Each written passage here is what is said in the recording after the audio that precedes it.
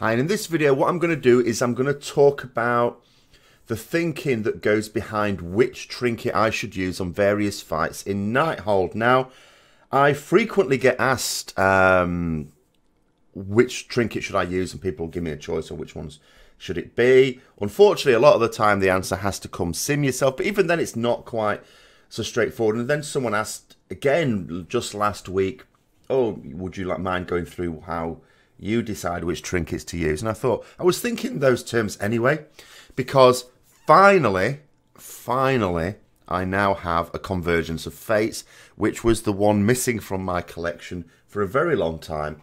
It's only an 875 one, but just because of the effect of it means that, you know, there are some fights where I'm going to use it. So what I'm going to do is I'm going to go through each of the trinkets that I have, and I'll just explain which trinkets I have available to me at the moment. I have a few others as well, but these are the ones for which potentially I could use on raid fights, with another trinket that I absolutely wouldn't use on any raid fight, but just because people ask about it anyway.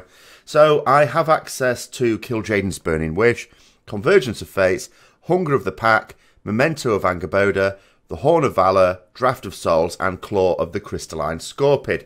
So I also have a Chains of the Valorous as well, which I'm not including here, but it's exactly the same item level, coincidentally, as my Hunger of the Pack, and does exactly the same thing, only Hunger of the Pack has a slightly different effect on it, which can be useful on some fights.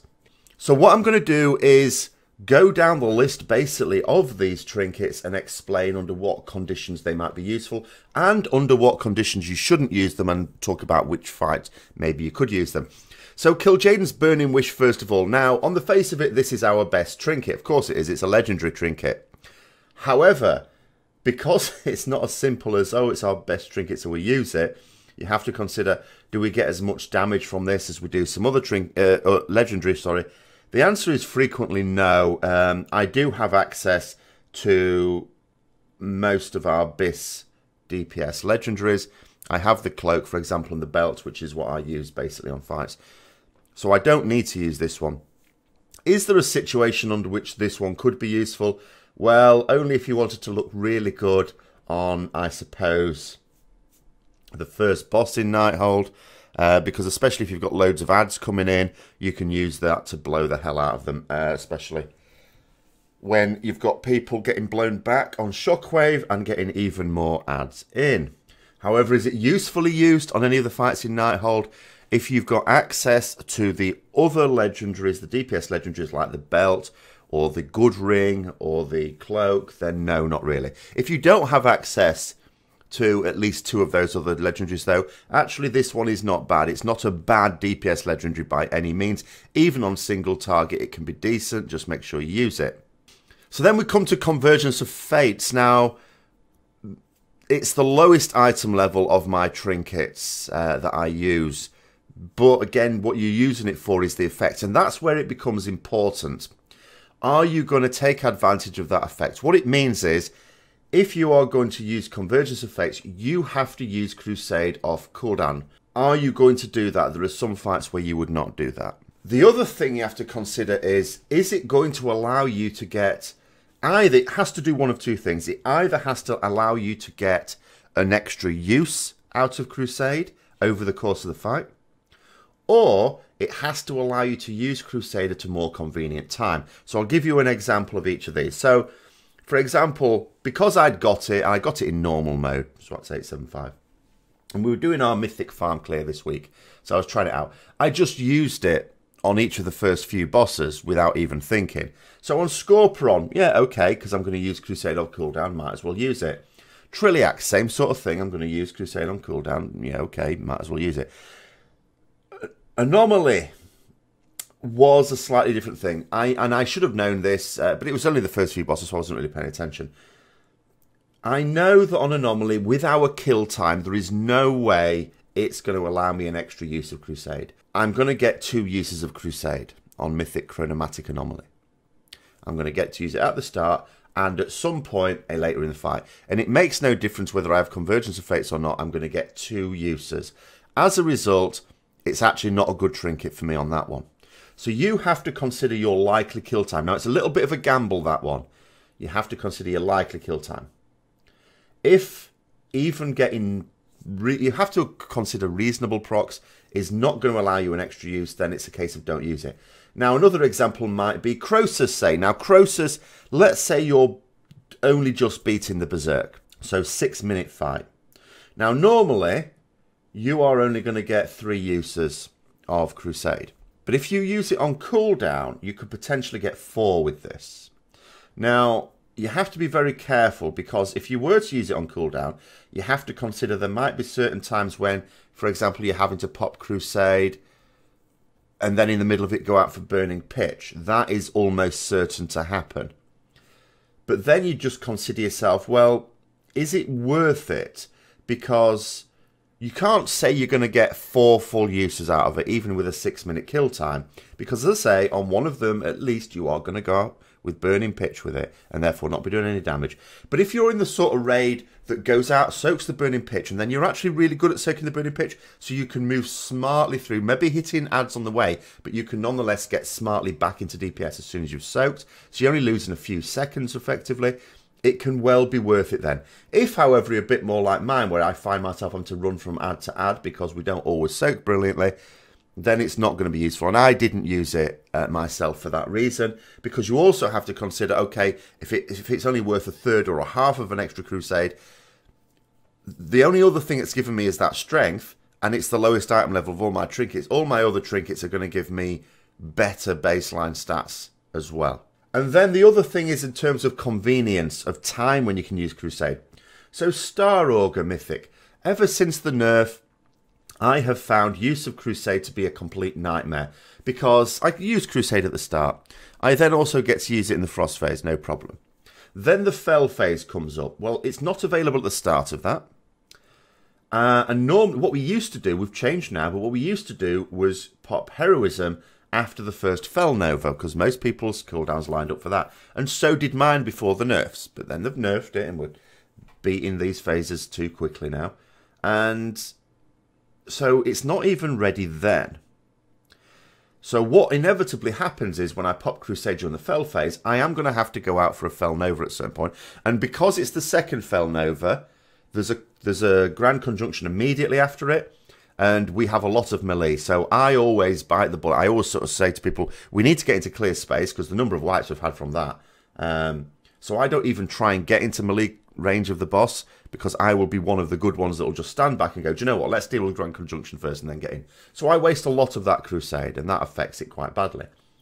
So you could think, well, okay, use Convergence of Fates, and maybe I'll be able to get to use it earlier and get more use out of it before I have to go out for that second Fell Nova. So there can be an example of where I'm probably not going to get an extra use of Crusade over the fight. I might do, but there's that gamble with how long the kill time's going to be. But I'll get to use my third Crusade at a time when I might be able to get more use out of it. Maybe it's useful in that situation. Okay, so I sort of used it for that as well. But if it's going to be a fight where you're going to delay using Crusade, do not use this. So Tichondrius, for example, you're going to delay using it, whether it's for the bats or for the buff after the bats. You're going to delay using Crusade on that fight. Because that's a time-based fight, not percentage-based fight. So you're not going to vary the length of the phases by killing it quicker or anything like that. It's a time-based one, so it's very predictable. You're not really going to use Convergence of Fates on that. And the same applies to any fight where you would delay the use of Crusade. You would not use Convergence of Fates. But on any fight where you do want to use Crusade off cooldown, especially for longer fights, yes, it's a good idea to use this. Next comes the stat sticks. Hunger of the Pack I've got, and Chains of the Valorous, which is exactly the same item level, so it has the same strength. It also has crit on it as well. So the Hunger of the Pack, the effect is not going to be that useful in raids, but it can be on a few. So, for example, Croesus take increases your movement speed by 30% for 10 seconds when you kill a target that gives experience or honor. Well, when you kill the little ads, it even means if you're having to kill some of the ads in the middle or towards the back, you can get back to the boss a little bit quicker. Quite tasty. I only just got that. Very nice. The benefit, however, you just treat it as a stat stick. The benefit of the stat sticks are that it just gives you straight up extra damage. There are some fights where I'm just going to use 2 stat sticks. My Hunger of the Pack and Chains of the Valorous. And it's simply because the effect There isn't one. So I know, because with all of the trinkets I'm going to go through, the effects, the usefulness of the effects can sometimes vary, and it's not always that predictable. So Kil'jaeden's Burning Wish, for example, you need absolutely loads of ads to get really good benefit from it. Well, maybe you will, maybe you won't. Convergence of Fates, you need to be able to use it on cooldown. Well, sometimes that's sensible and sometimes it's not. But with the stat sticks, you're just always getting that strength. You're always getting that crit. You're just doing straight up extra damage. It doesn't matter whether you're in Crusade or out of Crusade, whether you're doing AoE or single target. So they're always a good, solid choice. So whenever I don't think my other trinkets I'm going to get much benefit from the effect on it, I'll use this one. So the next one we come to is Memento of Angerboda. This is from the Maw of Souls, of course. It's a very popular trinket. It's not one I use a lot. Now the problem with this one is it's a little bit like our Retribution proc. It makes us look artificially good on wipes because it procs off other players' deaths. Procs off other things as well. But it does proc off other players' deaths. So you get a lot of really good use out of it when people are dropping like flies. For example, drawing progress on a tough boss. However, as soon as you're ready to kill it, it's not actually as good, is it? Because at that point, that's when people stop dying, and you'll actually find yourself getting less use out of it. Now, for that reason, I tend not to use it as much. Now, it's not the fact, as I say, that it only procs during death. It's just that you get better use out of it when you're wiping. Horn of Valor. Now, first thing to say about is this: you do not use Horn of Valor in conjunction with Convergence of Fates. The benefit of Horn of Valor is 2-minute cooldown, same as Crusade, which basically means that you can use this during every Crusade.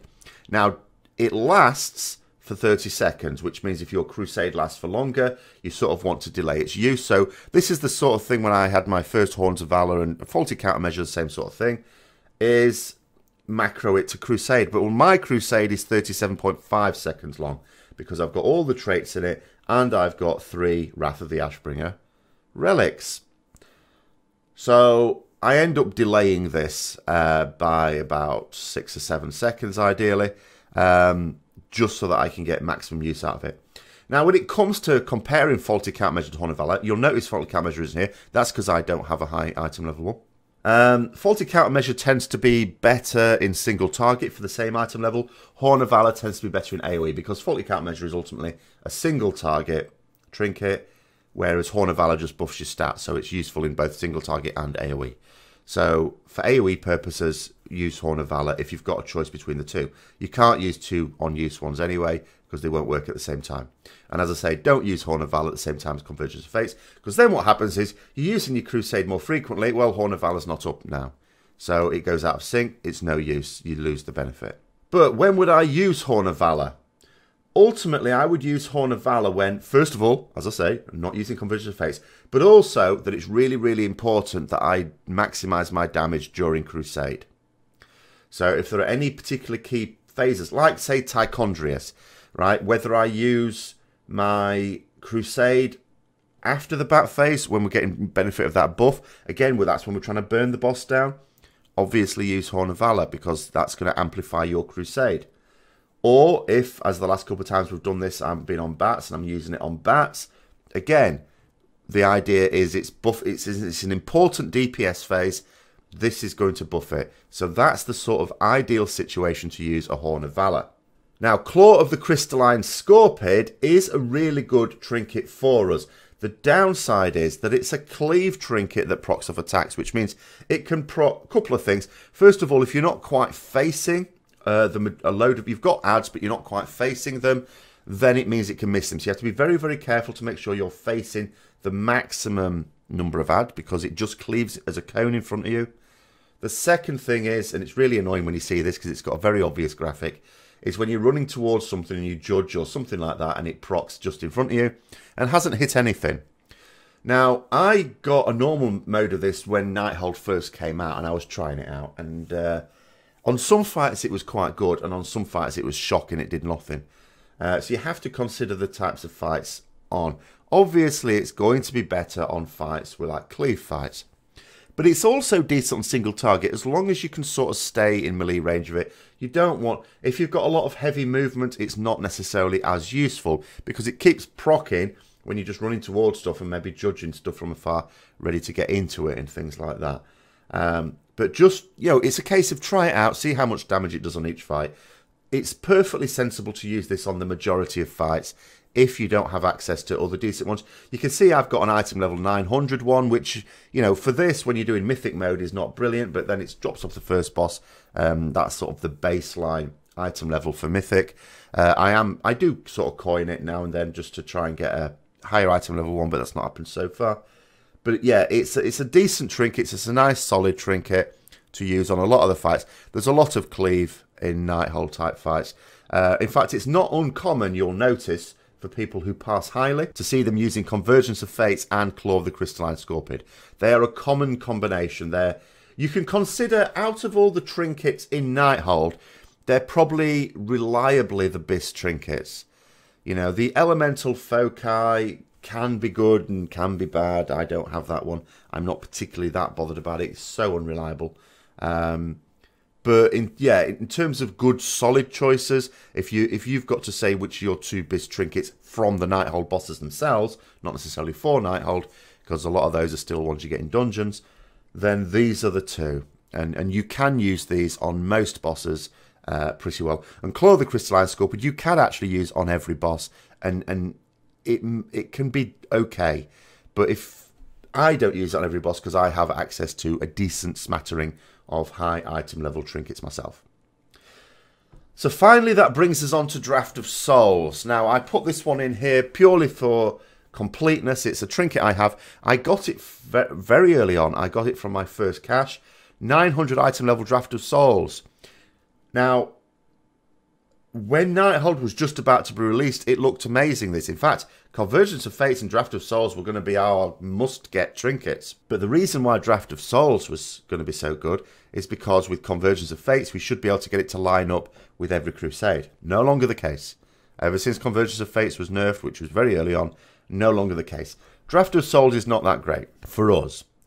I keep it because it's a 900 item level Draft of Souls, and it really annoys our Fury Warrior who's still only got an 895. But it's like just taking up a bag slot, really. You do want to, like any class that has this, want to line it up with DPS increasing cooldowns. But they don't line up. So it's not really great to use that. The other thing is there's certain fights where even if you could get good use out of it, you still wouldn't want to use it. I can't tell you the number of times that our Warrior and a couple of others as well that have this on Trilliax keep complaining, because what happens is the damage with this, it sort of looks like, I thought it was AoE damage first time I tried it in the PTR, and it's not. It sort of looks like it because the beams of damage go everywhere, but each beam is only hitting one target, but it's random. You get no choice in the matter. And the number of times that people they equip it and they use it on Trilliax, and then it fires at the cleaners, which is useless damage. So you have to be very careful if you are going to use this trinket that you're going to use it at a time when there are only useful targets to hit. If there are ever any sort of mobs about where you don't want to damage them at all, say on a L'Oreal, for example, with the sort of what's it called now, the ad that the second tank drags around, that's useless damage. It's probably going to hit some of the beams on that. You might use it on Trilliax again if it's no good if it hits the cleaners or something like that. So any fight where you're going to find yourself hitting mobs that you don't want to put any damage into at all, be a daft time to use it, and therefore probably not an ideal fight to use this on, because you want to use it on cooldown. And the other thing is, because it roots you in place for a few seconds, you don't want to use it at a time where moving would be really important. I mean, Trilliax, that's another example when Annihilation's coming in, or Croesus when he's about to smash the bridge. Any number of things like that, where being stuck in place for 3 seconds might be a bad situation to be in. But, because, and I say this purely because it might be, I can say that I wouldn't use it on any fight, but then again, you might have a level 900 Draft of Souls, and you might not have any trinkets of roughly equivalent item level, and for you actually it might be a decent one. I mean, you get a good amount of haste on it. I could do with more haste at the moment actually, because mine's gone right down now, but yeah, as a trinket, if you had access like I have to a number of trinkets of equivalent item level, this is not one that I would suggest really using unless someone has some very cunning ideas of how to do it, but I don't at all. The only way to get this to line up with our cooldowns is to take Divine Purpose, because then you could get it lining up with your Avenging Wrath. However, that would be a significant DPS loss to do so. So if I were to go through again with the trinkets I have, and I know some people would have different trinkets, but all I can really do is go over the trinkets I have. I already did an overall Nighthold trinkets guide some time ago. You can find that in my Retribution playlist as always. But if I was to go through each sort of fight and tell you what I'm thinking of in terms of this, so Scorpion, I would likely take the standard Convergence of Fates and Claw of the Crystalline Scorpid. For Chronomatic Anomaly, I'd be very likely to take Horn of Valor and Hunger of the Pack. Just a nice solid stat stick and a nice Horn of Valor. It sort of depends on assignments. I'd particularly take Hunger of the Pack if I might be assigned to killing the adds that are away from the boss, because it'll help me get back to the boss a little bit quicker because of the movement speed increase. On Trilliax, again, I'd probably take Convergence of Fates and Claw of the Crystalline Scorpid, or maybe Hunger of the Pack as just a nice stat stick. It would depend on the kill time. If I was really serious about it, and I'm not, and I don't care. Once it's on farm and we know we're going to kill it, I don't care. I don't care about ranking or anything like that. But if I did, I might consider the kill time. Am I going to get an extra crusade out of it? If the answer is definitely no, then wouldn't take Convergence of Fates. I'd swap it in for a Horn of Valor, say. Then we come to Alluriel. Now, again, if you're wanting to rank, I don't really look at things like that. But on a fight where you've got periods of time where it's just single target damage on the boss, but then you also have periods of time when there are adds up, and there are adds up in each of the phases, I'd be thinking in terms of, right, if I want to rank, what I want to do is line up my crusade so that it happens when those adds are up. Because obviously, to rank, and I don't really give advice on that generally speaking, because it's sometimes a barrier to good progress, then using your DPS cooldowns when there are adds up is better than using them when they're a single target. So in that case, maybe I wouldn't use Convergence of Fates, and I would use Claw of the Crystalline Scorpid and Horn of Valor to get the most use out of Crusade on adds. But for me personally, I just want to use as many Crusades as possible and get the fight done as quickly as possible. So in that case, I would probably take Convergence of Fates and Claw of the Crystalline Scorpid. Croesus, for me, an absolute classic case of 2 stat sticks. The reason for this is because I don't want to take Convergence of Fates because it's not worth it for me. Because I know I'm going to have to go out during the Burning Pitch, and because we don't always have very tidy soaks of Burning Pitch. It's difficult. I can have a lot of downtime moving between adds to try and clear those up. Sometimes it works really well. Sometimes the soaks are really good. Sometimes they're not. It's too unreliable, so I'm not going to use Convergence of Fates. Same thing with Claw of the Crystalline Scorpid. I don't want it proccing when I'm here, there, and everywhere. Horn of Valor, in theory, you could say. But even then, on my second use of Crusade, which I tend to use just after Burning Pitch, when I'm moving back to adds, again, I can have a little bit of downtime on that one. So maybe I don't worry too much about Horn of Valor, and I would just prefer to take 2 solid stat sticks. But maybe I would. So that's something where 1 week I might take 2 stat sticks. Another week I might take a Horn of Valor and Hunger of the Pack. Now, Tichondrius cannot use Convergence of Fates, but this is one where the Crusade is very useful, so I definitely will take Horn of Valor. I absolutely want that. And also because the last couple of weeks in particular, I've been on bats, I'd also take Claw of the Crystalline Scorpid as a result of that to maximise my damage on the bats where I can. Particularly problematic in my case because I don't all... First of all, we don't always have effective grouping of the bats. And second of all, we have people with Brand of Argus who hover like vultures all around them. So I can't even just go in and AoE the bats as I normally would for fear of breaking someone's brand because they won't just bugger off until I'm done.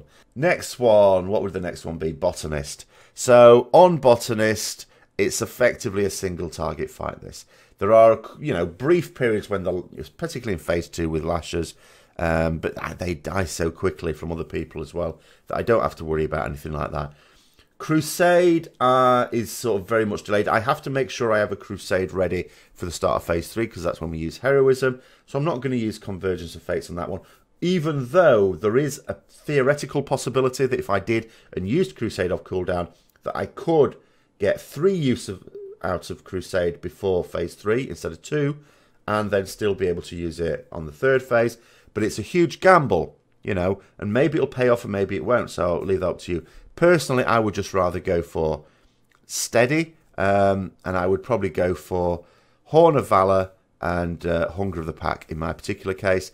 Again, just to make sure that I'm buffing that Crusade at the key point where I really want to. Especially as Phase 3, you know, it's quite funny. When we first killed Botanist, the next 2 kills after it were really tidy.